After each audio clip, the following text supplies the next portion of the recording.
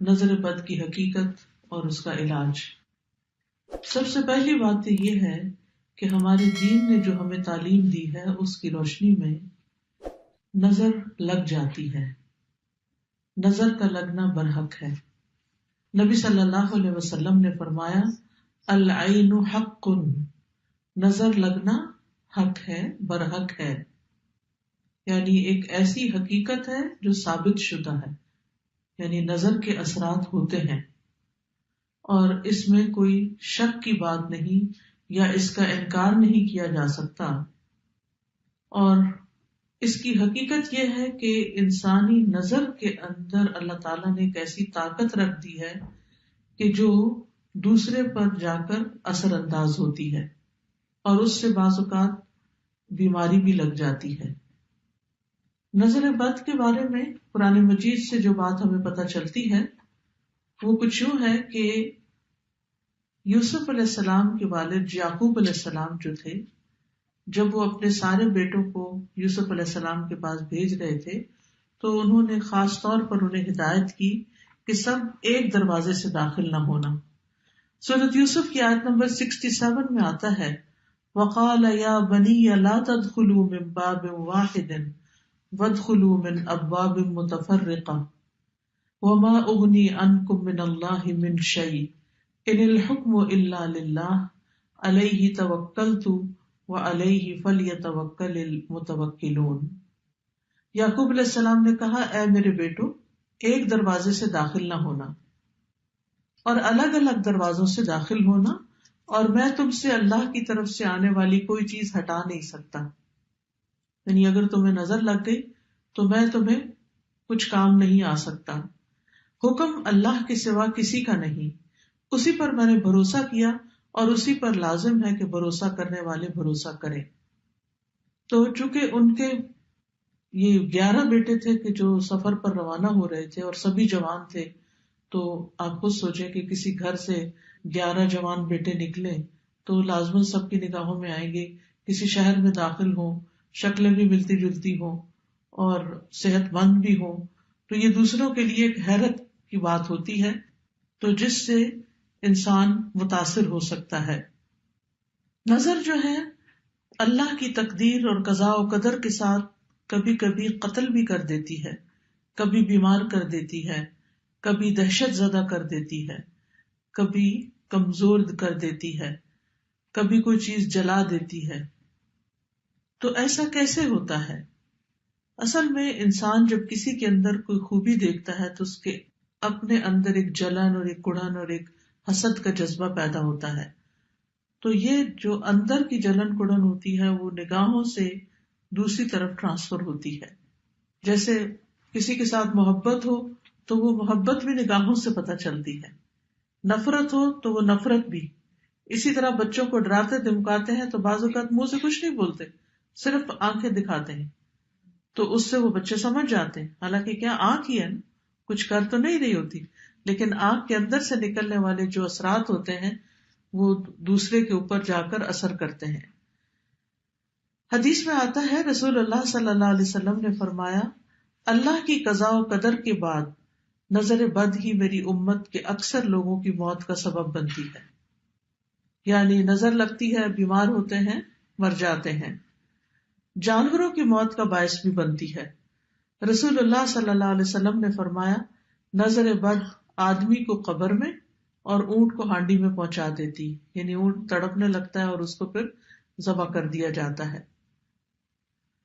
پھر اسی طرح یہ ہے کہ بعض اوقات اگر کسی ماں کو نظر لگی ہوئی ہو جب بچے کے ساتھ پریگننٹ ہو تو وہ نظر اس کے بچے تک بھی منتقل ہو سکتی ہے، کیونکہ نظر کا تعلق جو ہے، یعنی نظر کے جو اثرات ہیں وہ جسم کے اندر تک سرایت کر جاتے ہیں۔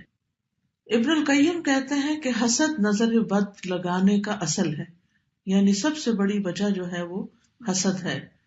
کبھی انسان اپنے آپ کو نظر لگا دیتا ہے، کبھی بغیر ارادے یا طبعی فطرت کی وجہ سے اس کی نظر لگ جاتی، یعنی پہلی چیز تو حسد ہے، لیکن کبھی کبھی حسد کے بغیر بھی لگتی ہے، کبھی اپنے آپ کو بھی لگتی ہے اور کبھی کسی اور کو بھی لگ جاتی ہے۔ تو چیز کو دیکھنے اور نہ دیکھنے کا فرق ہوتا ہے کہ آپ کس نظر سے کسی چیز کو دیکھ رہے ہیں. کبھی انسان محبت کی نظر سے دیکھتا ہے، کبھی انسان حسد کی نظر سے دیکھتا ہے. نظر بد کی دو بڑی قسمیں بتائی جاتی ہیں، ایک ہے انسانی نظر کا لگنا اور ایک ہے جنوں کی نظر کا لگنا. یعنی بعض اوقات انسان کوئی بھی نہیں ہوتا لیکن پھر بھی انسان جو ہے یعنی بیمار محسوس کرتا ہے، کمزور محسوس کرتا ہے، تو اس کی وجہ جنات بتائے جاتے ہیں. اور پھر وہ نظر جو ہوتی ہے وہ انسان کو بیمار کر دیتی ہے، جس کے پھر کچھ سمٹمز ہوتے ہیں.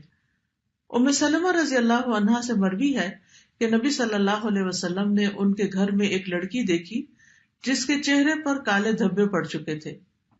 تو آپ نے فرمایا کہ اس پر دم کرو کیونکہ اسے نظر بد لگ گئی ہے.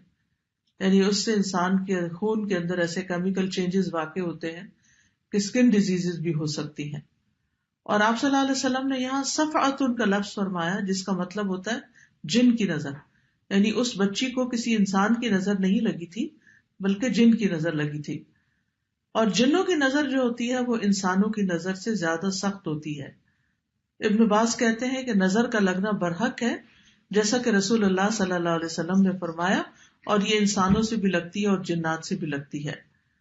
ابو سعید کہتے ہیں کہ رسول اللہ صلی اللہ علیہ وسلم جنوں اور انسانوں کی نظر بد سے پناہ مانگا کرتے تھے، یہاں تک کہ معوذتین نازل ہوئی، قل اعوذ برب الفلق قل اعوذ برب الناس.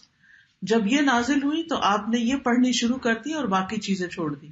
تو اس کے لیے بہتر یہی ہے کہ انسان ہر نماز کے بعد معوذتین پڑھے، کیونکہ یہ ایک طرح کا دم ہوتا ہے، یعنی معوذتین کا پڑھنا. تاثیر کے اعتبار سے نظر کی کچھ اقسام ہیں. ایک ہے العین المعجبہ، خوشی یا تعجب والی نظر، حیران ہو کے کسی چیز کو دیکھنا، خوش ہو کے کسی چیز کو دیکھنا. تو یہ بھی دوسرے کو بعض اوقات لگ جاتی ہے اگر انسان ساتھ برکت کی دعا نہ دے. اسی لیے جب آپ کسی دلہن کو دیکھیں تو ماشاء اللہ بارک اللہ فی، اللہ برکتیں دے، دعائیں کریں، عید مبارک. کیوں کہتے ہیں؟ کیونکہ جب دیکھتے ہیں کہ اچھے کپڑوں میں ہے انسان، اچھا حال حلیہ ہے، تو دوسرے کو فوراً مبارک دی جاتی ہے تاکہ وہ انسان کی شر سے محفوظ رہے. پھر اسی طرح اس نظر کے بارے میں آتا ہے کہ قرآن مجید میں سورۃ الکہف میں اس کا ذکر آتا ہے، وَلَوْلَا إِذْ دَخَلْتَ جَنَّتَكَ قُلْتَ مَا شَاءَ اللَّهُ لَا قُوَّةَ إِلَّا بِاللَّهِ إِن تَرَنِي أَنَا أَقَلَّ مِنْكَ مَالًا وَوَلَدًا. اور جب تو اپنے باغ میں داخل ہوا تو تو نے کیوں نہ کہا کہ جو اللہ نے چاہا، ماشاء اللہ لا حول ولا قوة الا باللہ. اگر تو مجھے دیکھتا ہے کہ میں مال اور اولاد میں تجھ سے کم ہوں. تو یہ آگے قصہ چلتا ہے.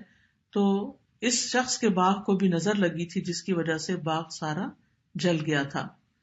پھر اسی طرح محبت کرنے والے کی نظر لگنا، کیونکہ جو شخص کسی سے محبت کرتا ہے وہ اس کو بہت گہری نظر سے دیکھتا ہے.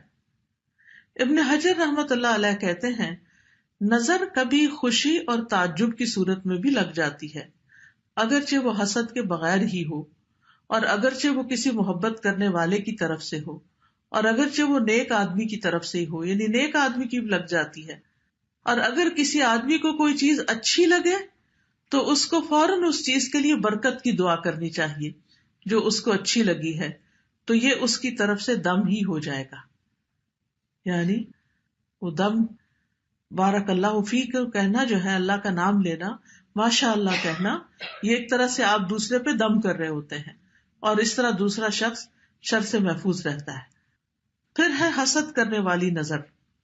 قرآن مجید میں حسد کے بارے میں بھی آتا ہے، اور یہ نظر خبیث نفس سے نکلتی ہے، اور یہ شخص دوسرے کی نعمت کو ختم کرنا چاہتا ہے. وہ ایسی نگاہ سے، جیسے کہتے ہیں نا کھا جانے والی نگاہ سے دیکھتا ہے چیزوں کو، کہ جس سے اس کا مقصد یہ ہوتا ہے کہ اس شخص کو جو نعمت ملی ہے یہ اس سے دور چلی جائے. پھر اسی طرح بیمار کر دینے والی نظر، یہ وہ نظر ہے جو بیماری کی تاثیر کے ساتھ اثر انداز ہوتی ہے، اور اس کے نتیجے میں مختلف طرح کی بیماریاں لگ جاتی ہیں. ابو ذر رضی اللہ عنہ کہتے ہیں کہ رسول اللہ صلی اللہ علیہ وسلم نے فرمایا، بے شک نظر بد آدمی کو اللہ کے حکم سے دیوانہ کر دیتی ہے. یعنی اگر اللہ کا اذن ہو جائے، جیسے اور جسمانی بیماریاں ہوتی ہیں تو وہ بعض جو ہے وہ ایک سے دوسرے سے تیسرے میں ٹرانسفر ہوتی رہتی ہیں اللہ کے اذن سے، تو اسی طرح یہ نظر بھی اور اس قسم کی بھی تکلیف دہ چیزیں جو ہیں وہ دوسرے تک پہنچتی ہیں.